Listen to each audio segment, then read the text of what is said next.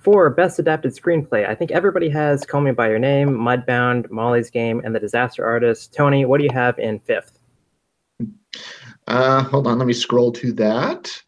I will tell you momentarily. For adapted screenplay, I'm going out on a limb here, and You have to for that last slot. Yeah. I put Wonder in there. That movie really had some staying power that I don't think a lot of people saw.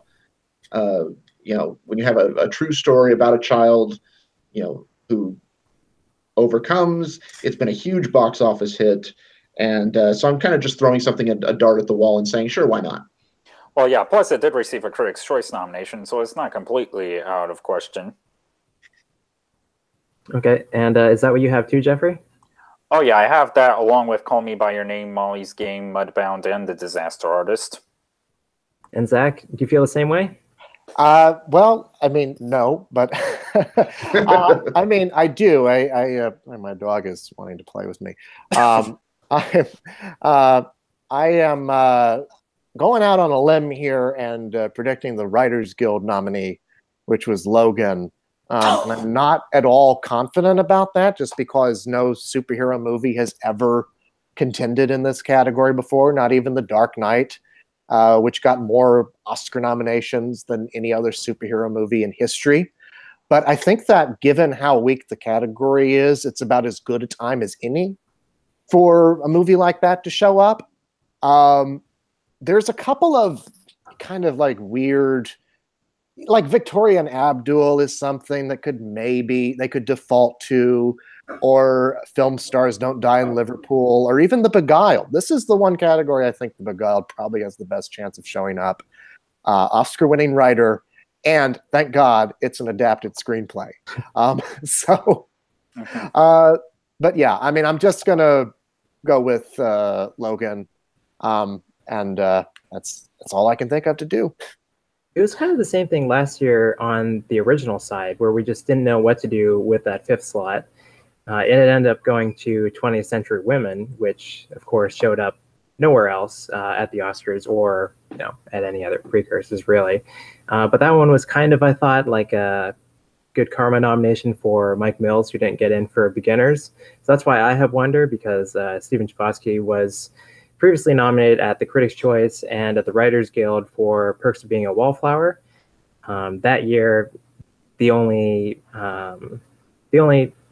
films that showed up in that category at BAFTA and the Oscars and Critics' Choice and the Writers Guild, it was just the 5 that were nominated plus that one.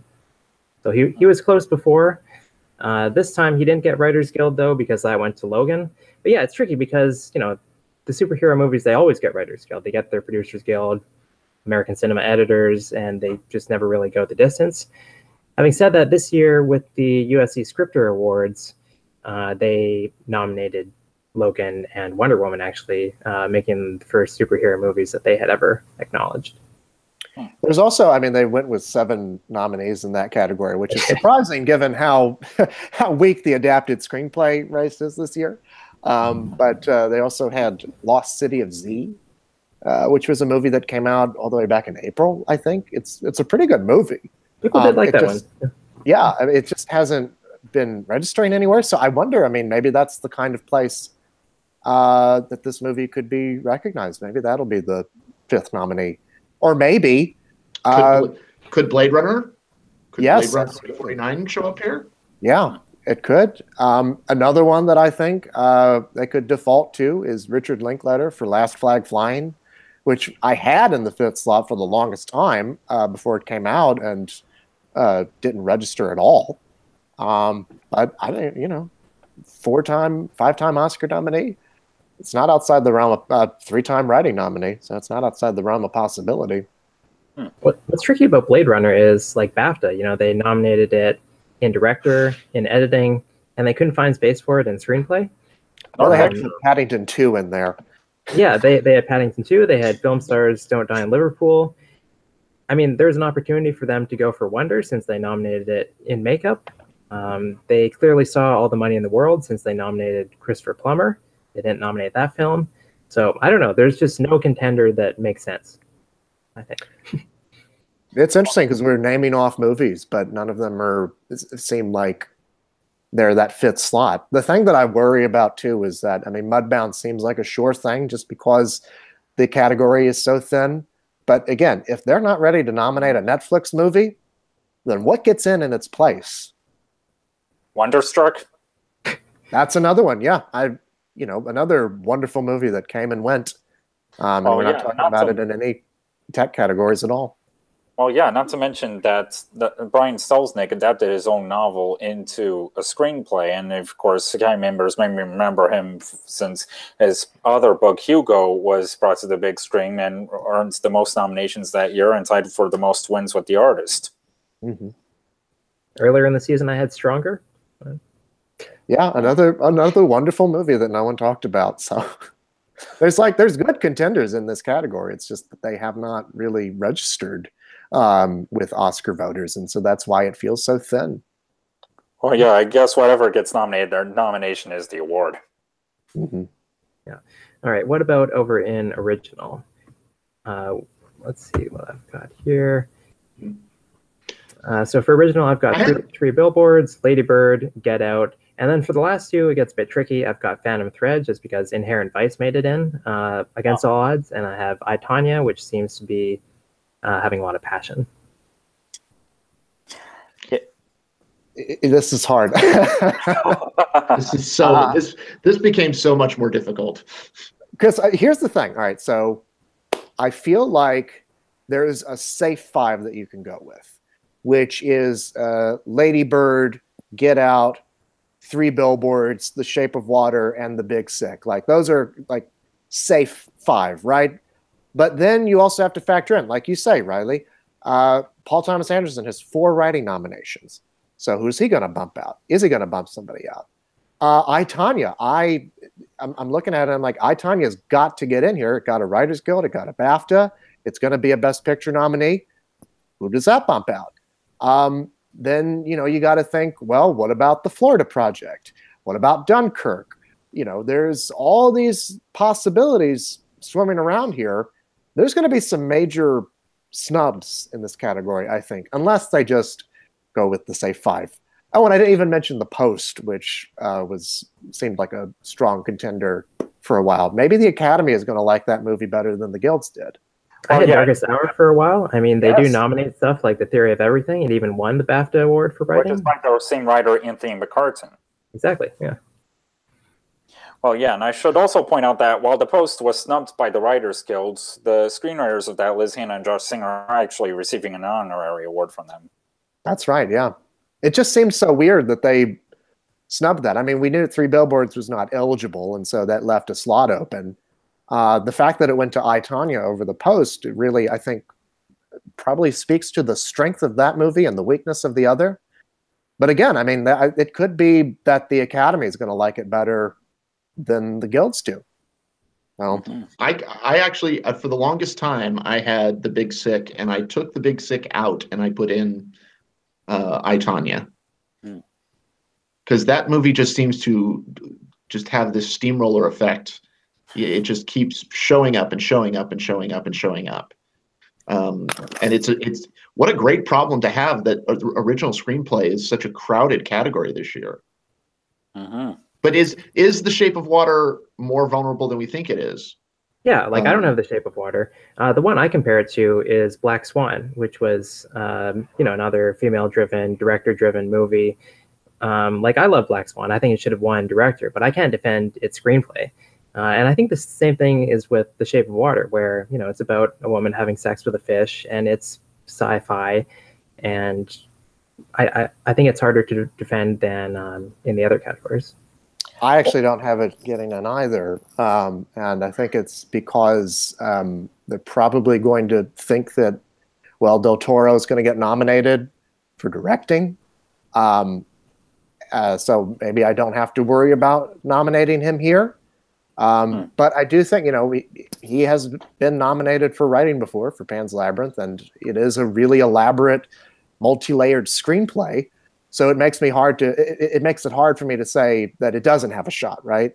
But it's a very competitive category. I mean, what what if they don't nominate Lady Bird or Get Out? Like, what if that, what's going to happen then?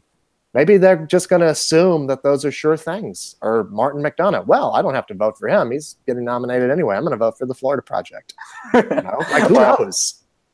Well, yes, and I should also point out that I think Shape of Water is at least a safer bet to get in for original screenplay than Dunkirk, given that both movies are huge directorial achievements, while Dunkirk, on the other hand, doesn't have as much character depth as some of these other nominees. So I think Dunkirk is very vulnerable. In fact, probably out of the running for an original screenplay nomination. I will say this, the one thing that I think works in Dunkirk's favor, if it were to get nominated, I'm not predicting it to get nominated for a screenplay, but I think that the multiple timelines is the thing that if writers were to look at that and think of it as a writing achievement, it would be because of that and not because of, the dialogue, which there's very little of, or, the character development or anything like that.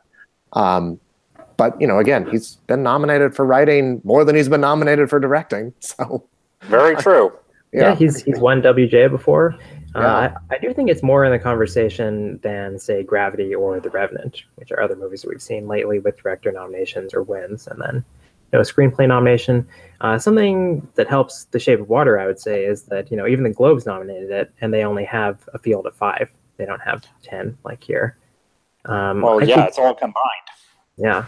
I keep pushing the AFTA awards in the forum, which is just the Australian equivalent of BAFTA, because there is some membership overlap, and they also rank their nominees instead of just choosing 5. They nominated Dunkirk, and they also have a combined screenplay category.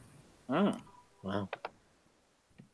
It just seems to me like the talk is how many nominations is Shape of Water going to get, and if it's going to get the talk of that 12, 13, 14, possibly even 15, then they're not going to leave it out of screenplay.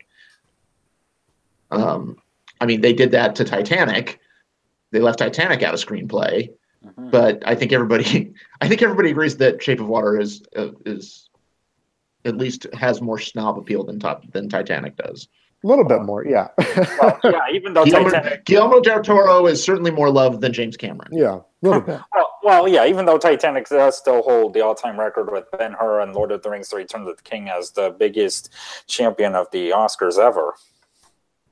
I should say also there's a couple of, there's so many out of left field possibilities that could get in.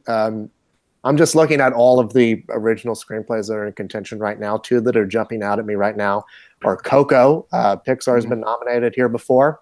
If Coco were a little more in the Best Picture conversation, I'd be be more inclined to pick it. But also possibly Baby Driver. If we're talking about it getting in for editing and both sound categories, who knows? If it were a weaker field, if it were an adapted screenplay, I would be putting it in my predictions right now. But as not, I think it's close to number 20 in terms of what could possibly get in. So. Yeah, I think my Shape of Water snub is consistent with my overall predictions. I think I have it for only 11 because I don't have it in either supporting, I don't have it in sound mixing, and just trying to lowball it. Yeah. All right, let's move on to animated feature. This one I think is really tricky. We have Coco, it's definitely number 1. BAFTA, they liked Loving Vincent. The Guilds, they liked Despicable Me 3 and the Lego Batman movie. And the Annies liked The Boss Baby and The Breadwinner. So it's spread all over the place. What do you have, Jeffrey? Well, okay, I'm basing my predictions more on what the odds are going on because I haven't seen all of them. But for my predictions, I have Coco, Loving Vincent, The Breadwinner, the Lego Batman movie, especially as an IOU for the Lego movie getting snubbed a few years ago, and Mary and the Witch's Flower. Okay, and Tony? That's my 5 exact. That is exactly my 5 in that order.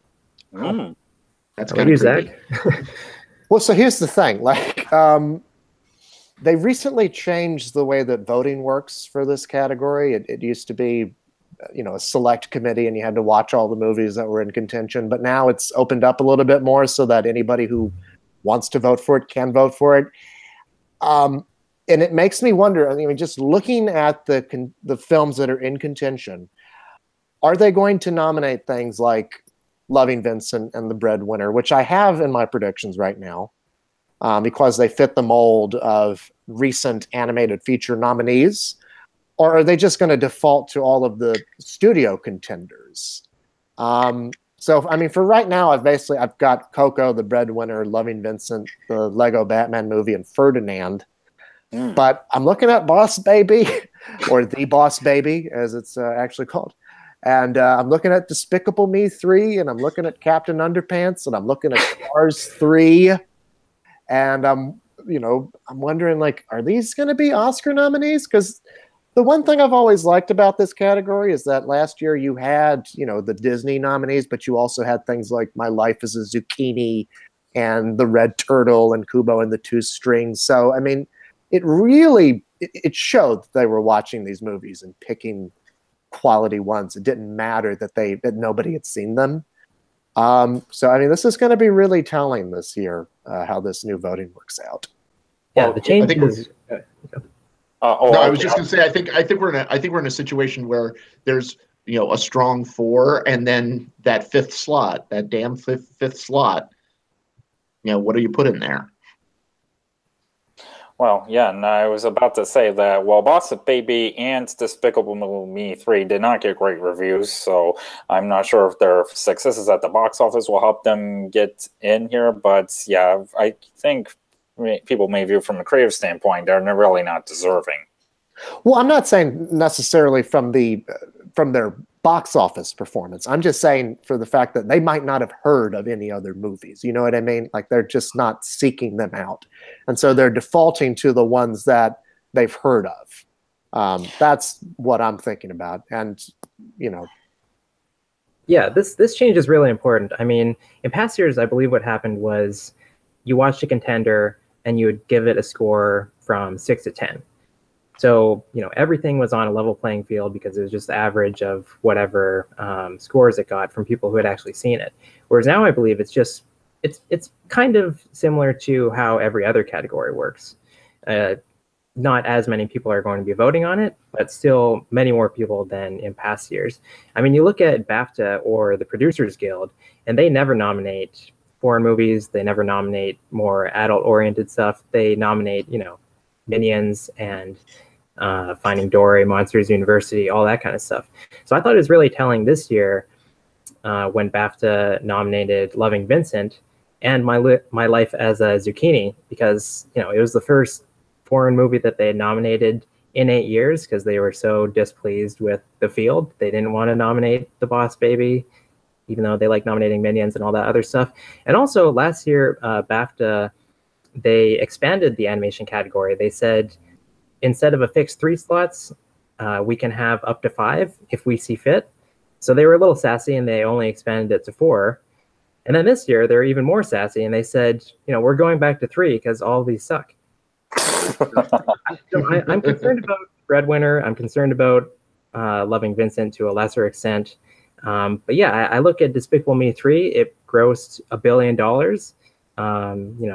The Boss Baby, $500 million. So that's why I have those two in there at 100-1 odds for both of them, which you can still get. I don't have the Lego Batman movie because I feel like it's in this weird middle ground where if you've actually seen it, then you understand how clever it is. But if you haven't seen it, then it kind of just looks like the Emoji Movie. It just looks like a massive cash grab, especially with how they put 2 out this year. So it just I think that hurts the brand. Although I did an article recently about how if you look at the history of the DC films, of all films with the DC name, Lego Batman was actually one of the absolute highest critical ratings that among that franchise. I mean, it was over 90% on Rotten Tomatoes. So I mean, that film really surprised a lot of people. So, maybe that kind of critical acclaim could work for it. Mm-hmm.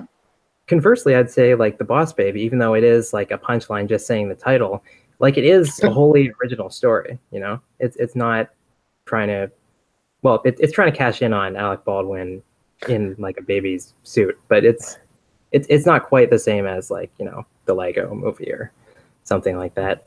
I'm concerned about The Breadwinner, I'd say, especially because it's not quite as critically acclaimed as the foreign entries normally are. Like it's got 76 on Metacritic, but it's not like 90 or something. And then also its studio, G Kids, like they sent it out bundled with two other like kind of acclaimed foreign movies. One of them is the one you guys have, Mary and the Witch's Flower, and then I think the other one is The Big Bad Fox and Other Tales, I think. Whereas like last year they only had My Life as a Zucchini, which, you know, they sent out and even campaigned as a foreign language film. Yeah. Mm-hmm. What were you gonna say, Zach? Oh, I was gonna say I think they had thought their movie was Bird Boy: The Forgotten Children.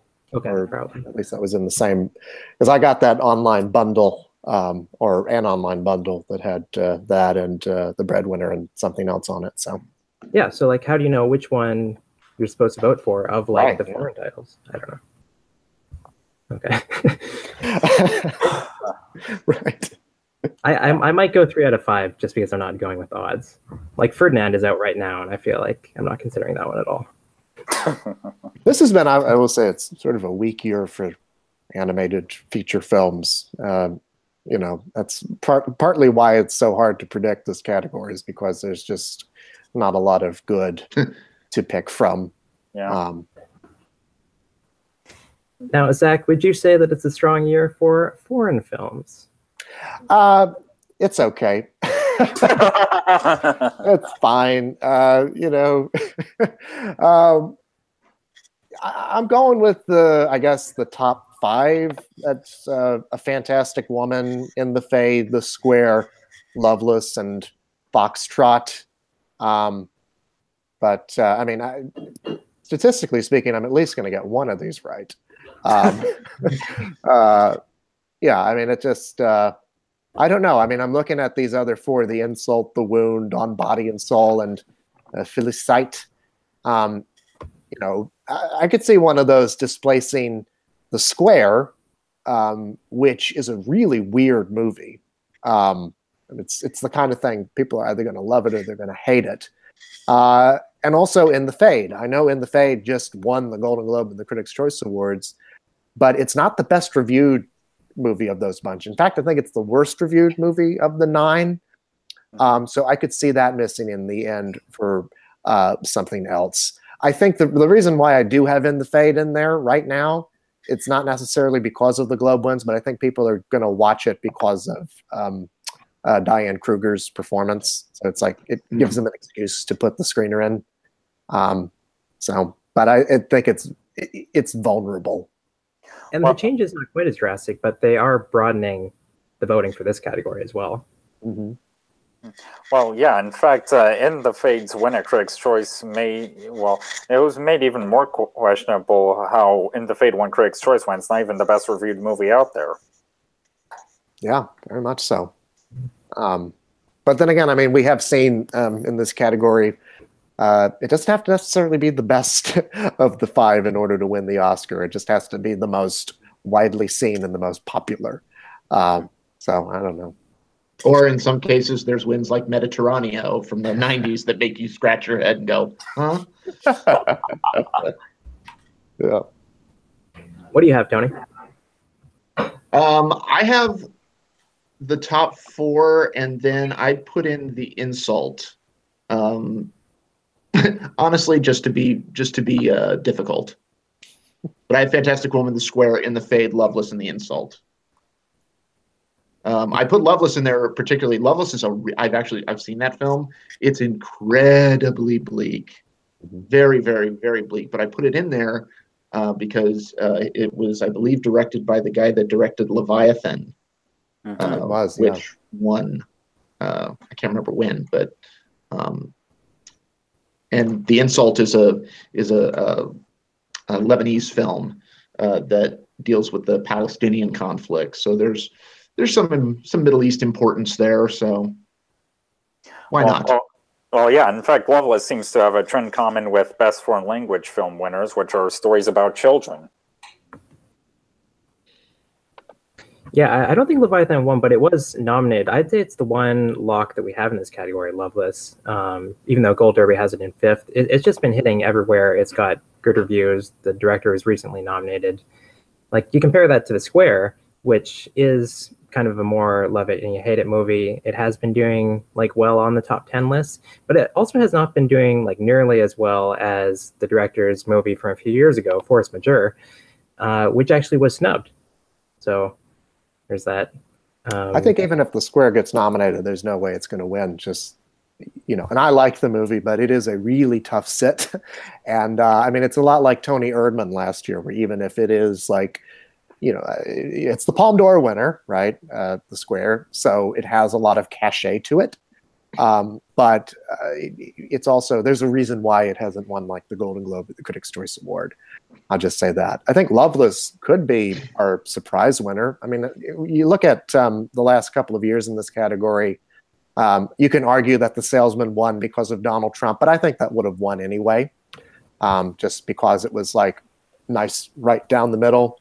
You know, it wasn't A Man Called Ove, which I guess would be the end the fate of this year, and it wasn't Tony Erdmann. It was just like right down the middle. Everyone could agree that they liked it, right? Same thing with The Great Beauty. Same thing with Ida. You know, same thing with A Separation or even Amour. Like this really is. It's kind of like Best Picture. It has to be the one that everybody basically likes. Mm-hmm. Well, yeah. In fact, if Loveless were to win, it would be the perfect opportunity for Oscar voters to make a political statement like they did with The Salesman winning last year after Donald Trump put his immigration ban. That's right. Yeah. I'm a bit wary of Felicite because it's about music. I never want to underestimate, you know, how much the Academy loves movies about music. Foxtrot, I wonder. I've heard that it's got, you know, kind of a non-linear narrative. So I wonder if it's maybe too challenging. Mm-hmm. I don't know. Could be, yeah. On Body and Soul won Berlin. So there's another one that I don't think any of us have, but people apparently like it. Well, I mean, I do think that is something that can get in there. You know, it's a very well-made movie, and from a female director as well. You know, if they want to, you know, do the Year of the Woman thing, I mean, that's, you know, a good place to reward that as well. And that's, if that does get nominated, it's going to be put on Netflix in February, so it could be widely seen by people. That's a good point. All right, so just before we get to those pesky shorts, we've got documentary feature. And Zach, what are your predictions there? Okay, well, I'm going with Jane, Faces, Places, Last Men in Aleppo, City of Ghosts, and Strong Island. But honestly, I mean, you look at these 15 and it could be any of them. You know, Icarus, I think, is in 5th place right now in our overall odds, ahead of Strong Island. Both are on Netflix. Both can certainly get in for that reason. You know, the one I'm worried about missing would be, I guess, either City of Ghosts or Faces, Places, but I don't know. I mean, you can just throw a dart at any one of these 15 and come up with your 5. What do you have, Tony? I think I have the same 5 as Zach. I have Jane, Faces, Places, Strong Island, City of Ghosts, and Last Man in Aleppo. I've actually seen 3 of the 5. I've also seen Icarus. And I really hope that people get around to seeing Strong Island. I think it's a absolutely devastating documentary.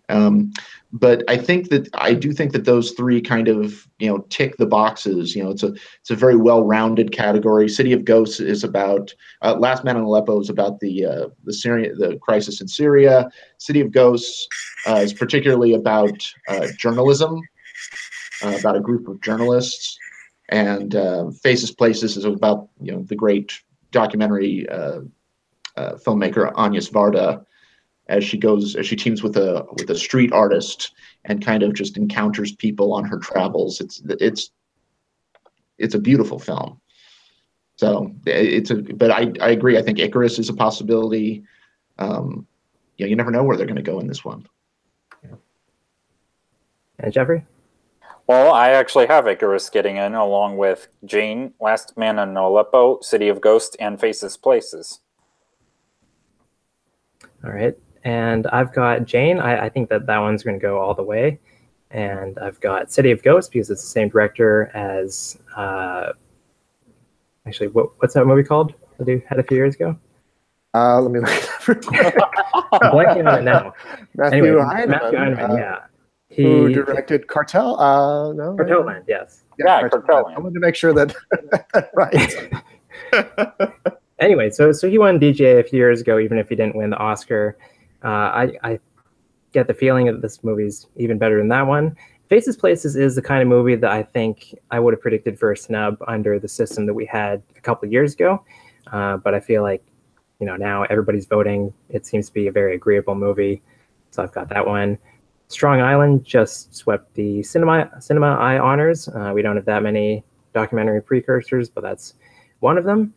And unfortunately, I don't have Last Man in Aleppo. I don't have Icarus, despite it being Netflix. I've got LA 92 in the 5th slot.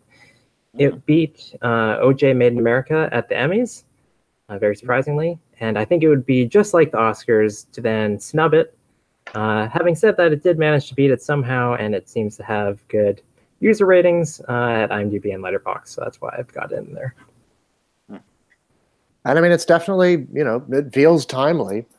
So I could see them. It's the kind of documentary that they usually go for. That kind of like looking into the past to talk about society's ills in the present. Mm-hmm. Also, another one from the past is An Inconvenient Truth. That one won. Now we've got an Inconvenient sequel here. Ai Weiwei's got a film here. I think he's been nominated. Yeah. Going on. Any final thoughts on this category? Well, I mean, yeah, look at Chasing Coral as well. One that I'm kind of wondering about is Long Strange Trip. It would be just like the documentary branch to nominate something like that. Kind of talking about looking into the past. It's all about the Grateful Dead. So, All right, let's move on to Best Animated Short. The Gold Derby odds favor In a Heartbeat, which is a viral video from earlier this year about a couple gay young boys. There's Dear Basketball, which is the Kobe Bryant one. Gold Derby also favors Cradle, which is about a guy who loses his arms while in the military, can't hold his baby.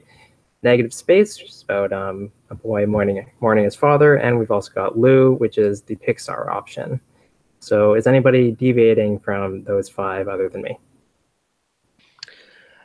Well, I mean, I would. I've seen some of these, but Fox and the Whale I've heard is very popular, and Revolting Rhymes. I have that one. Yeah, but I mean, looking at them, it's hard for me to say which they would replace. Yeah, I have all the 4. I have 4 of the 5 except I have Heartbeat, Lou, Lost Property Office, Negative Space, and Fox and the Whale. Yeah, I have In a Heartbeat, Lou, Cradle, Dear Basketball, and Negative Space. Okay. I found these podcasts on SoundCloud by 1 week only awards bound. That's what they're called. And they're an hour long each. The guys have actually seen all the shorts. So I spent an hour listening to the animated short podcast. They said that Revolting Rhymes was by far the longest and by far the funniest. So I have that one in. I don't have Cradle getting in. I've got the Pixar one in 5th place just because I feel like maybe there's people are losing enthusiasm and just always nominating Pixar. And it's not like we don't have other big name contenders this year too. Okay. I think they're tough. Some of them are online, but most of them are not. Mm-hmm. There's no reviews about them. Nobody's seen them on IMDb. So You just kind of read the synopsis. And... Mm-hmm. Okay. For a live action short, I've got The Silent Child, because it just sounds like, this massive bait, which is where I think in the description it says that she's profoundly deaf, not just deaf, but profoundly deaf, and she's a child, and they're helping her out, and it just sounded like a huge tearjerker that they have to nominate.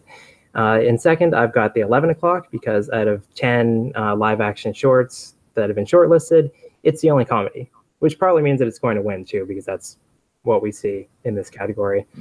Then I've got DeKalb Elementary, which is a true story about a school shooting in America based on a 911 recorded call, apparently very moving.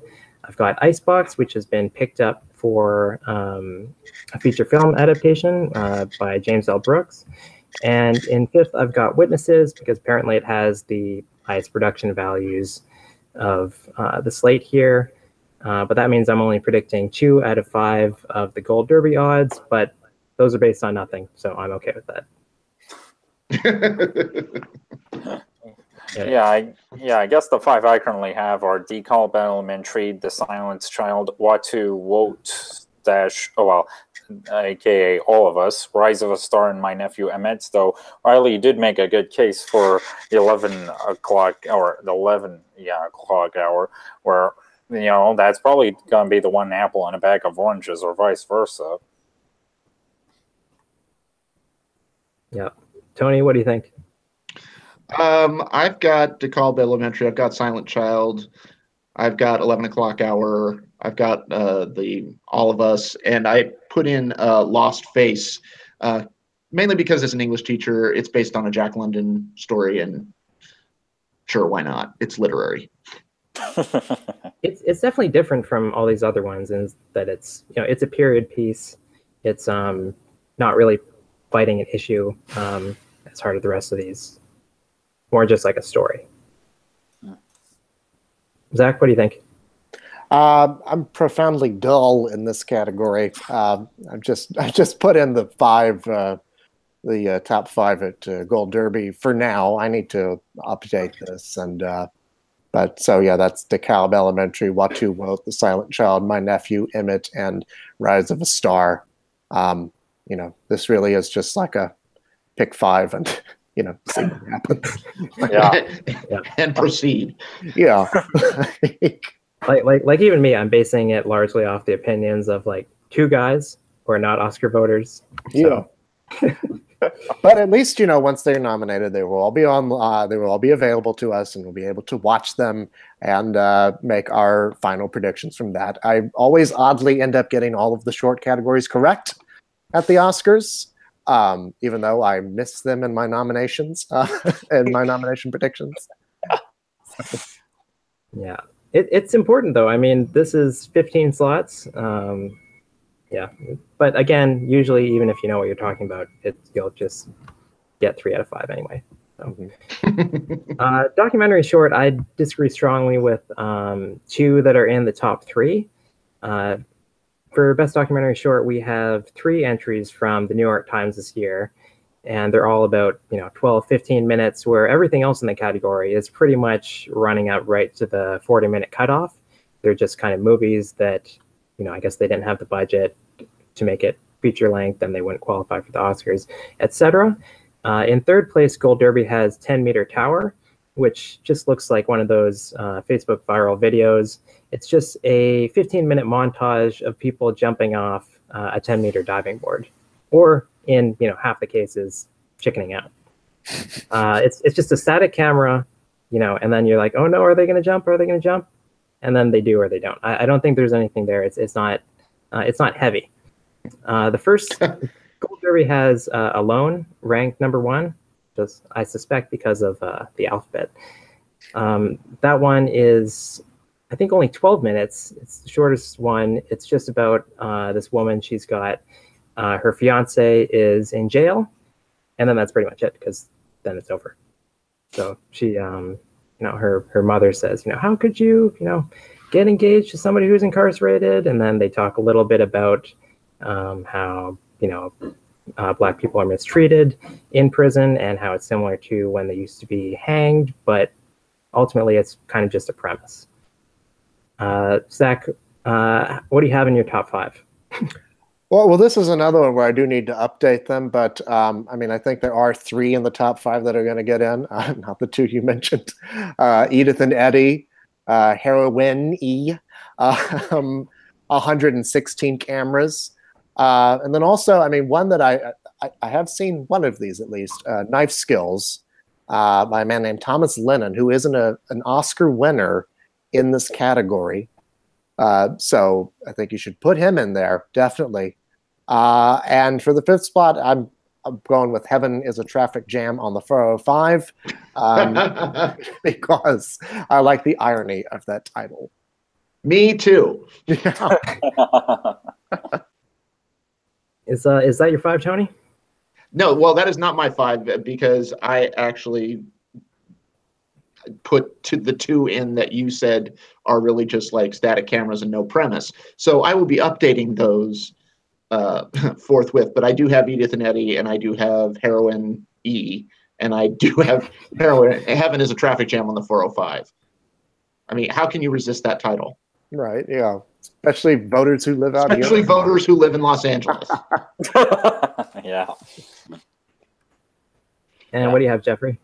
Well, I currently have Alone, 10 Meter Down, Heroine E, 116 cameras, and Edith and Eddie, though you guys might have convinced me to move the other mentioned in there. Yeah, I'm resisting that 405 one, but I don't live in Los Angeles, so maybe that's why. Yeah, right. Neither do I. Yeah, so that one's about this paper mache artist, and she's really old, and she's got mental illness. Instead of that one, I've got Edith and Eddie, which seems like it might win. It won the International Documentary Association Award. It's nominated at BAFTA. It's apparently very infuriating. So I've got that one. And then 2 things I always look for, or I guess 3 things I look for in this category is where's Netflix, where's HBO, and where's the Holocaust? So Netflix, we've already covered. It's that Heroine E. And then HBO has Traffic Stop, which is actually ranked dead last in our odds, has 100-1 odds. That one's about racist cops. And I feel like HBO always has like a certain level of professionalism, accessibility, watchability in this category that in general, I like to bet on them. The one New York Times submission that I'm going with is 116 cameras, which is, I don't know if you've seen the most recent season finale of Black Mirror, but it reminded me a lot of that one because they're converting this Holocaust survivor into a hologram. So they ask her like 1,000 questions, and then they record her, I guess, with 116 cameras all around. I did actually watch this one. And then, then they put her out, and she can just answer people. Wow. Oh, that's genius. Yeah, and then she's a hologram. Is she going to go on tour with like Tupac or something? Yeah, that'd be an interesting combo. And then the other one in my 5 is Kayeo, The Living Shopping Baskets, which seems to be a very serious one. It's about this family in Ghana, and then the breadwinner of the family is this 8-year-old who has to carry around things on her head, and it's just a very hard life. So that one seems to be kind of gritty in the same way that, let's say, Watani was last year. That's the vibe I got from it. Knife Skills, you make though. A good case for some. You make a good case for some of these. I might have to revisit that category. Like Knife Skills looks like it's extremely watchable. That one, like, it's not online, but just the trailer. Like, it seems like something you'd see like on the Food Network or on Chef's Table. And it's an uplifting story. I mean, it's all about this restaurant that hires ex-convicts, gives them a second chance at life. So, I mean, it has a positive message to it, which could help it out. And the guy's variably nominated. He variably wins. Mm-hmm. Right, yeah. That's a good point. And then also, just to cover my bases here, I mean, maybe people will like, just watching people jump off a diving board because it's a nice change of pace from everything else that's so heavy. Yeah. Who knows? All right, Oscar nominations come out Tuesday morning. And good luck to everyone on your predictions. Thank you. Same here.